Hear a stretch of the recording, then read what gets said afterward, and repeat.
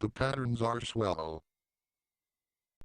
Hello, my name is Pickles, and today I will be reading some more fanfiction that Uzimi90 has chosen for me to read. This time I will do fanfictions of 2 different fighting games instead of just Tekken. I hope these fanfictions includes a lot of gay poopy butt sex. Well, let's not waste any more time. Let's get this started. This first fanfiction is called A Horny Honeymoon by Man with No Plan. Ready? Here we go. Sakura and Karen. The tomboy arcade announcer and the elegant Kanzuki heiress. The two couldn't have been any different. And yet here they were, both dressed in beautiful white dresses, standing at an altar, and locked in a passionate kiss, as their friends and family applauded. It was official, they were married. After the ceremony, Sakura carried Karen up to their hotel room, breaking open the door and laying her beautiful wife onto the bed. She began to remove Karen's dress, before the blonde grabbed her arm to stop her. Karen said, "Let's save that for the honeymoon." Sakura just laughed and settled for another long, slow kiss, as she stood over Karen. "That reminds me," Sakura said, breaking the kiss, "where are we going for our honeymoon?"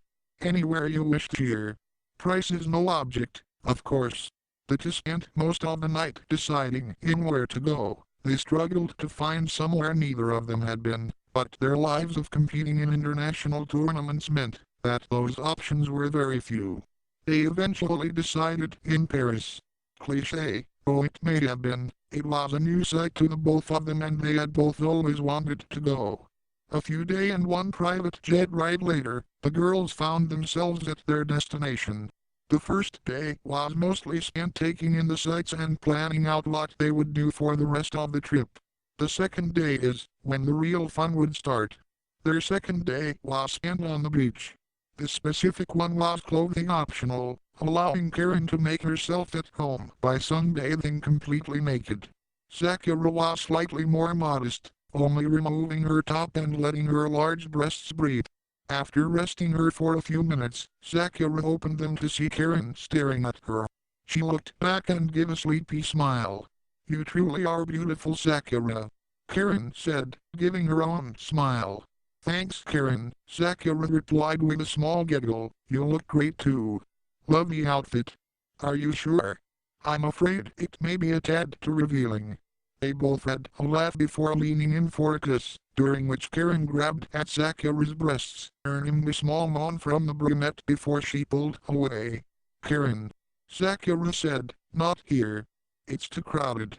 "Perhaps you're right," Karen replied, sounding somewhat disappointed. "Hey, don't look like that. Just remember, tonight I'm all yours." "Then it can't come soon enough, dear." "Then how about a little something 90 to last until then?" "Such as?" "Well," Sakura stood up and began to remove her bottoms. "I think I'm going to even out my tan, and you know how hard it is for me to get sunscreen on this." She pulled her bottoms all the way down, mooning the ostrich blonde. It took everything Karen had to keep her from pouncing on Sakura right there, but she managed to fight it. She settled for giving her lover a slow, thorough application of sunscreen to her bare butt, savoring the feeling of every inch of squishy flesh. By the time she had finished, Karen was already dripping wet and even hornier than before. It would be a long few hours before they both found themselves back at their penthouse suite. Sakura once again carried Karen to the bed and began removing her clothes. Karen watched intently as Sakura teased her by slowly lifting her shirt to let her braless breasts down free. She then did the same with her pants, letting them fall to the ground and show her hairy pussy. Karen laughed. "Do you ever wear underwear?" she asked. "Of course," the now naked Sakura answered. "I just didn't think I'd be needing it for tonight." "You thought right, dear. So, what do you want?"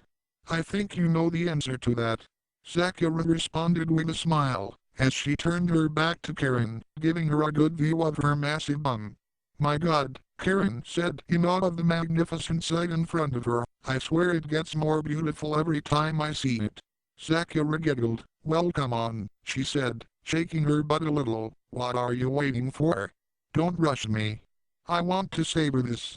Slowly and gently, Karen placed her hands in Sakura's soft cheeks. She moved in closer to Sakura, resting her head in her shoulder, as she started planting kisses on her neck, while still groping her ass.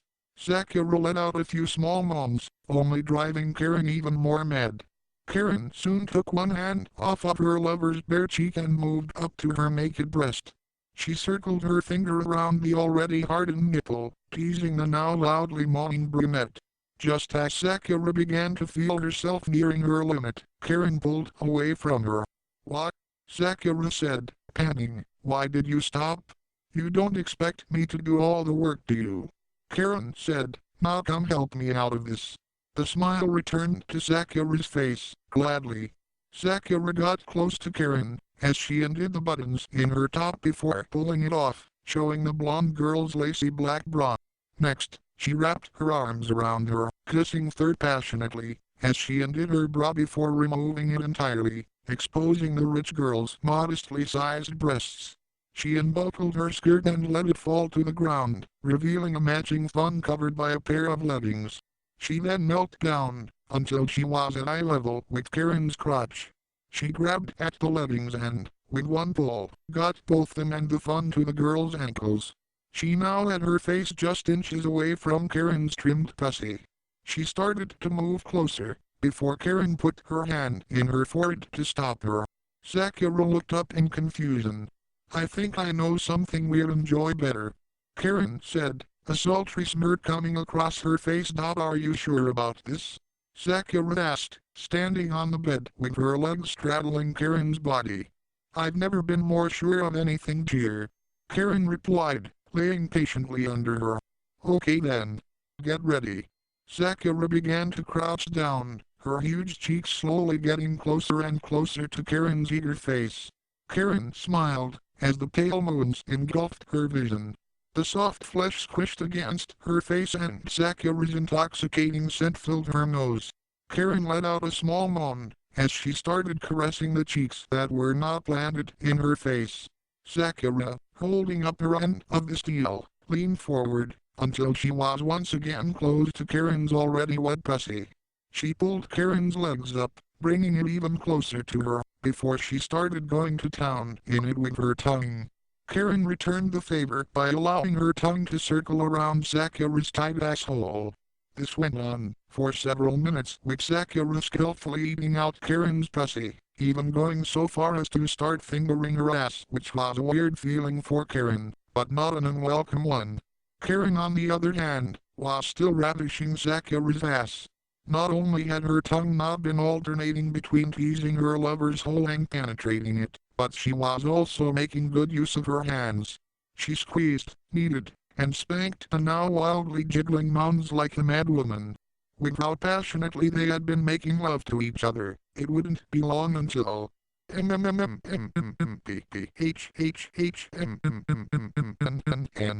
Karen called out. Her words were muffled by Sakura's butt, but even so, the brunette knew that tone of voice could only mean one thing. She picked up her speed, her tongue now blurred, as it worked its magic on Karen's crotch before, with one last cry, the blonde girl's juices shot out her pussy. Sakura wasn't too far behind, as, even after her climax, Karen wasn't done with her lover's ass. Her tongue continued its relentless assault in the tomboy's booty, as her hands kept playing with and abusing the now slightly pink cheeks as much as they could. "Ha! Ha! Karen, I think I'm..." Sakura stammered, feeling herself nearing her limit before. "Ha! Sakura let out one more loud moan, as she climaxed, her juices squirming out much like Karen's did before her. Sakura laid back and rolled over, freeing Karen's face. The two women were now a sweaty, panting mess, as they laid next to each other catching their breath. They both looked at each other and gave a small laugh between their deep breaths. "So," Karen said, "was it worth the wait, darling?" "Definitely," Sakura replied, giggling. And that's the end. Excuse me for a moment.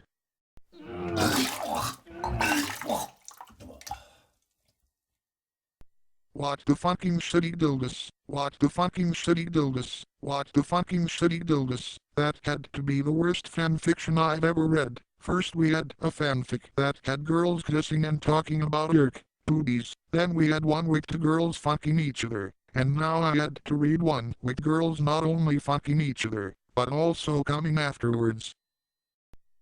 Make it stop, Daddy. I'm going to have nightmares about this. Look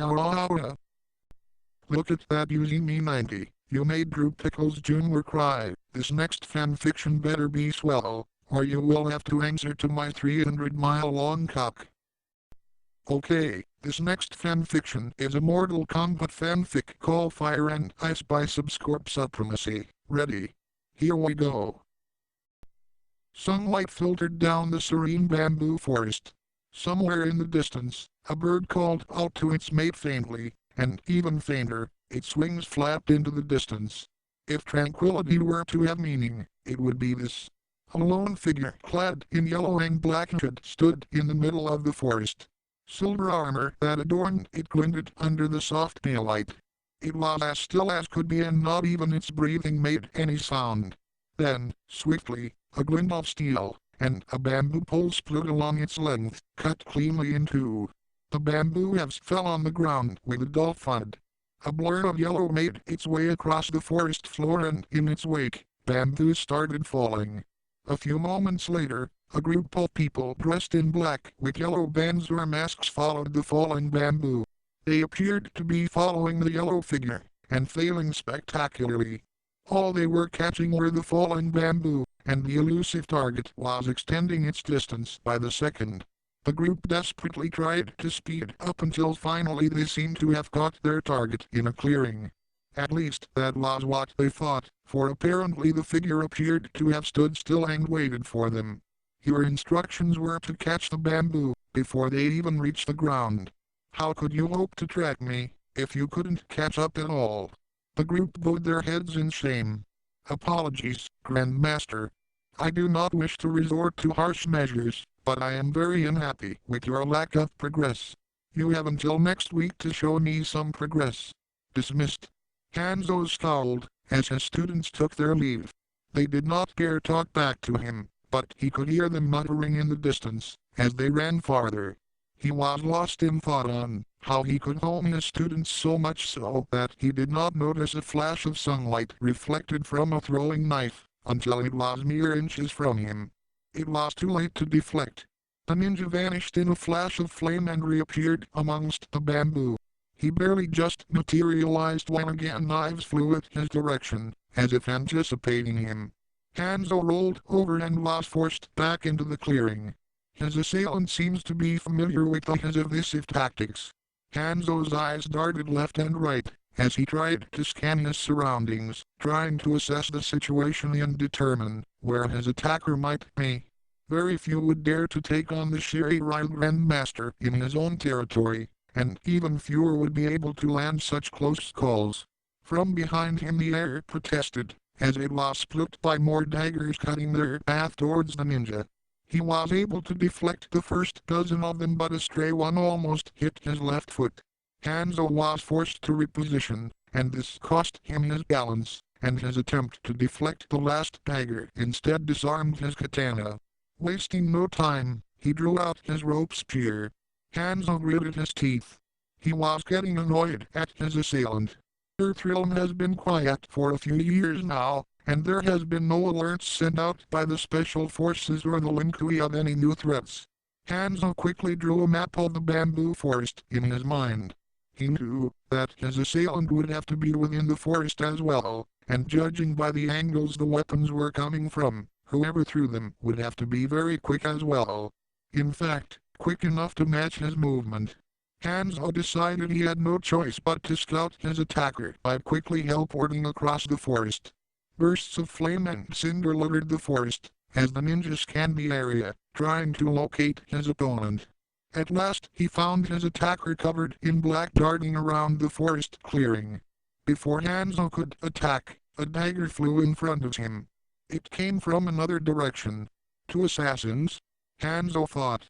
That was troubling. The assassin he spotted picked up speed and vanished. Hanzo flung his spear into the direction where the dagger came from and pulled it back as soon as the rope became taut. The spear dragged winged lot looked like another assassin dressed in black, except it began to crumble as it flew through the air. Hanzo retrieved his spear completely empty. Whatever it was that got caught by the spear completely disintegrated in midair. Hanzo landed in the forest floor, and before he could jump or teleport, there was a flash of faint blue light and he found himself unable to move. His spear fell limp and hung just a few inches from the ground. A pair of feet landed softly from behind and Hanzo thought he heard fabric being unfurled and thrown to the ground.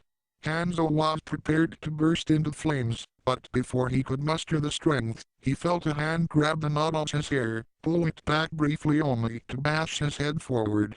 Hanzo hit something solid and he was dazed from the impact. His vision was blurred and he could not figure out what kept him immobile. He felt another hand around his waist, reaching around for the belt that kept his blades in place. The groping hand seemed satisfied that the katana was already disarmed, so it went for the wakizashi instead. The shorter blade was removed from Hanzo's belt and was thrown into the ground several feet away. The hand in the back of Hanzo's head relaxed and withdrew just a little and then cooned aggressively through his hair and pulled, forcing Hanzo's head back up. Hanzo could hear soft breathing from his right ear as the assailant drew closer. "Are you burning out?" a familiar deep voice asked. Cold air wafted against Hanzo's skin as his pants were forcibly taken down. And fingers that felt familiar, fingers that usually gripped his thighs, clawed his back, and grasped his cock, were instead pushing themselves inside Hanzo's exposed hole. The Shirairai grunted as he was penetrated and stretched by the invading fingers he knew very well. His heart raced as he quickly tried to detect if any of his students went back because of the commotion. At that time he was thankful his students' perception were not up to par, for they would have seen their grandmaster caught and being loosened by an old sworn enemy. And as the Shirairai grandmaster uttered a small sigh of relief at the absence of his students, his hole stretched open, as it was penetrated by an impressive manhood that was uncommonly warm for its owner. As the cock pierced through the ring of muscle, Hanzo's ass seemed to welcome it and pulled it in smoothly, until it was completely plugged by the base of the shaft, and balls gently touched the entrance of his hole. The cock's girth imposed steady pressure inside Hanzo, and it was a comfortable combination of pleasure and pain. "I hope you understand the stakes of the game you are trying to play, Sub-Zero," Hanzo grunted, as the Linkui Grandmaster rocked his hips in a circular motion, sweeping Hanzo's insides and probing for the sweet spot. Hanzo let out an embarrassing moan, one that is usually heard from Kui, as the probing cock pressed against the ninja's prostate. Kui chuckled. "You will scream." Kui pushed Hanzo's head back a bit more and started to rock his hips ever so slightly, tortuously slow and deliberately steady. And yet its effect in Hanzo was profound, as it forced him to really feel the stimulation of his spot and the stretching of hole. Hanzo bit his lip. A drop of sweat slid from his forehead down to his nose. Sub-Zero's calculated cool approach had the Shirairai curling his toes with only the first few gyrations of hips. Kui thrusted in again at a glacial pace, and Hanzo could only respond with a drawn-out moan. "Damn you, Kui," Hanzo cursed. Kui should be under the ninja's mercy, and not the other way around. Kui pulled back very slowly again, not heeding Hanzo's protest. "Farouk," Hanzo said, but his voice trailed and his body shuddered. Kui kept his firm grip in Hanzo and slid in slowly again, Hanzo's hole stretching and closing, feeling the angry tip and every engorged vein along Kui's shaft until once again it is plugged by the base. "Fuck you, Kui," Hanzo said, his eyes rolling up uncontrollably. "I think you'll find I'm the one fucking you, Hanzo," Kui whispered very softly to Kui's ear, just before licking it purposefully slow. Hanzo's erection grew stiffer. The Linkui pulled himself out yet again, stopping just before the tip slides out completely. "Surely the esteemed Shirairai Grandmaster can easily free himself." Kui removed his grip in Hanzo's hair and held both hips instead. Hanzo braced himself for another slow and steady thrust. Still hovering beside Hanzo's ear, Kuri's mouth curled into a wide grin. But he won't. And in Kuri thrusted suddenly, hitting Hanzo's vulnerable spot with deadly precision. And that's the end. Excuse me for a moment. Scorpion and Sub-Zero are so fucking sexy. Get over here. I wouldn't mind having Scorpion throw his spear into my ass. Sub-Zero can fill my bum with ice cold cum. Speaking of cum, here comes the cumulative bag. That was swell. Wow, that one was actually quite swell. Even Drew Jr. has calmed down. Well, that's all the fanfictions I have for you today. Until next time, pirates of your ass, please refer to later.